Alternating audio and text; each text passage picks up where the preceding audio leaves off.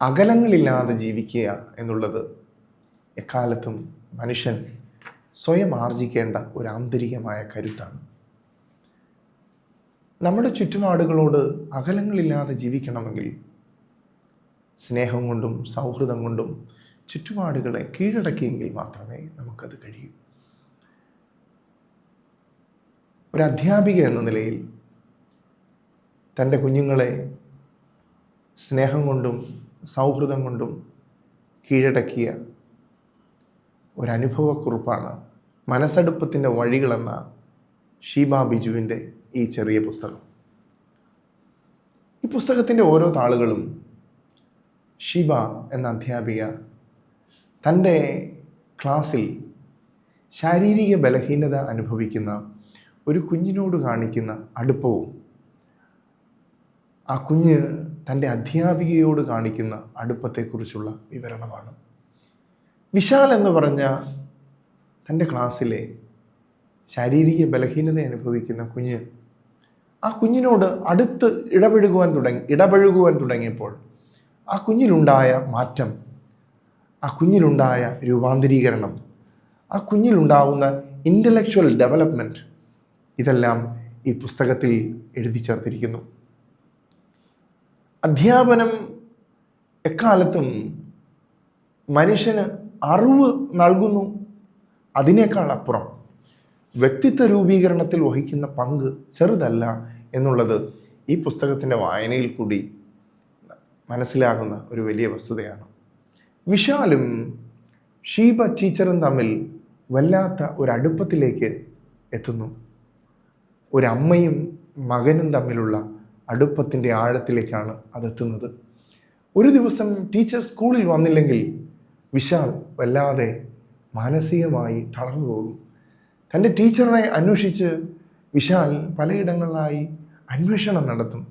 വിശാലിനുണ്ടാകുന്ന മാനസികമായൊരു കരുത്തില്ലായ്മ തൻ്റെ അധ്യാപിക ക്ലാസ്സിൽ വന്നില്ലെങ്കിൽ പുസ്തകം പ്രതിപാദിക്കുന്നുണ്ട്.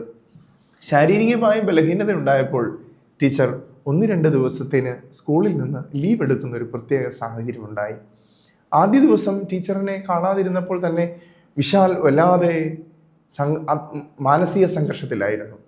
എന്നാൽ 2ാം ദിവസവും ടീച്ചറിനെ കാണാതെ ഇരിക്കുന്ന സാഹചര്യത്തിൽ സ്കൂളിൽ വന്ന് സ്കൂളിലേക്ക് പ്രവേശിക്കുവാൻ തയ്യാറാകാതെ സ്കൂളിൻ്റെ ഗേറ്റിൽ പിടിച്ചു നിൽക്കുന്ന വിശാലിനെയാണ് കാണുന്നത്.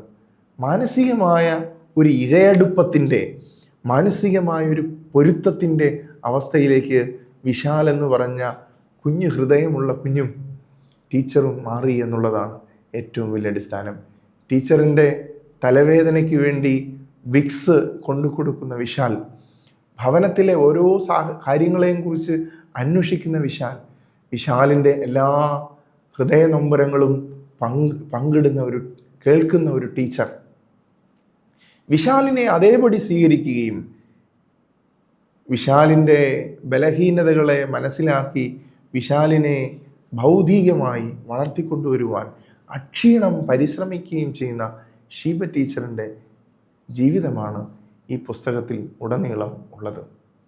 മറ്റു കുട്ടികളുമായി പലപ്പോഴും വിശാൽ കാണിക്കുന്ന പൊരുത്തമില്ലായ്മയിൽ ടീച്ചർ ഇത് മനസ്സിലാക്കുകയും വിശാലിനോട് ക്രിയാത്മകമായി സംസാരിക്കുകയും ചെയ്യുന്നു. ടീച്ചർ വിശാലിനെ പഠിപ്പിക്കുവാൻ വേണ്ടി പല ടെക്നിക്സുകളാണ് ഉപയോഗിക്കുന്നത്.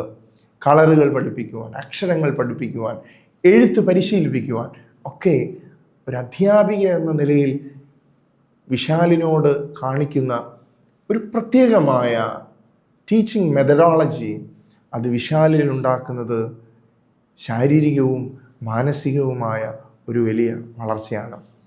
വിദ്യാർത്ഥികളും അധ്യാപകരും തമ്മിൽ പഠനത്തിൽ കുറേ ദൂരമുണ്ട് എന്ന് തോന്നുന്ന വിദ്യാഭ്യാസ നയങ്ങൾ നിലനിൽക്കുന്ന ഒരു കാലത്തിലാണ് നാം ജീവിച്ചു പോകുന്നത്. ഇത്തരത്തിലൊരു കാലത്തിൽ തൻ്റെ മുമ്പിലിരിക്കുന്ന വിദ്യാർത്ഥികളെ അവരുടെ ഇൻ്റലക്ച്വൽ കപ്പാസിറ്റിയെ ഡെവലപ്പ് ചെയ്യാൻ ക്രിയാത്മകമായ ചിന്തകൾക്ക് മാത്രമേ കഴിയൂ എന്ന് ജീവിതം കൊണ്ട് മുദ്രണം ചെയ്യുന്ന അധ്യാപികയാണ് ഷീബ. ഈ കാലത്തെ വിദ്യാഭ്യാസ നയങ്ങൾക്ക് ഒരു തിരുത്തൽ ശക്തിയായിട്ടാണ് ഷീബ എന്ന അധ്യാപിക തൻ്റെ ജീവിതം കൊണ്ട് വിശാലിനെ പറഞ്ഞു മനസ്സിലാക്കുന്നത്. വിശാൽ എന്ന തൻ്റെ വിദ്യാർത്ഥി മറ്റു വിദ്യാർത്ഥികളോട് കാണിക്കുന്ന അക്രമവാസനകളിൽ നിന്നും മാറ്റുന്നതിൽ ടീച്ചർ വഹിക്കുന്ന പങ്ക് ചെറുതല്ല. പുസ്തകത്തിൻ്റെ മുഴുവനായ പ്രമേയം വിശാലിൻ്റെ മാനസികവും ബുദ്ധിപരവുമായ വളർച്ചയിൽ അധ്യാപിക വഹിക്കുന്ന വലിയ പങ്കിനെ കുറിച്ചാണ്. ആ പങ്ക് വിശാലിൻ്റെ വീടോളം എത്തി നിൽക്കുന്നു എന്നുള്ളതാണ്. പലപ്പോഴും വിശാലിൻ്റെ വീട്ടിൽ നിന്ന് ഷീബ എന്ന അധ്യാപികയ്ക്ക് ഫോൺ വരുന്നതായി പുസ്തകത്തിൽ പറയുന്നുണ്ട്. അതിനെല്ലാം കാരണം അധ്യാപനത്തിലെ ഒരു ജോലി എന്നതിനേക്കാൾ ഷീബ എന്ന അധ്യാപിക പുലർത്തുന്ന തൻ്റെ വിദ്യാർത്ഥിയോട് കാണിക്കുന്ന ബോധപൂർവമായ ആത്മാർത്ഥതയിൽ നിന്നാണ് ഈ കുഞ്ഞിന് സർഗപരമായ വളർച്ചയുണ്ടാകുന്നത്.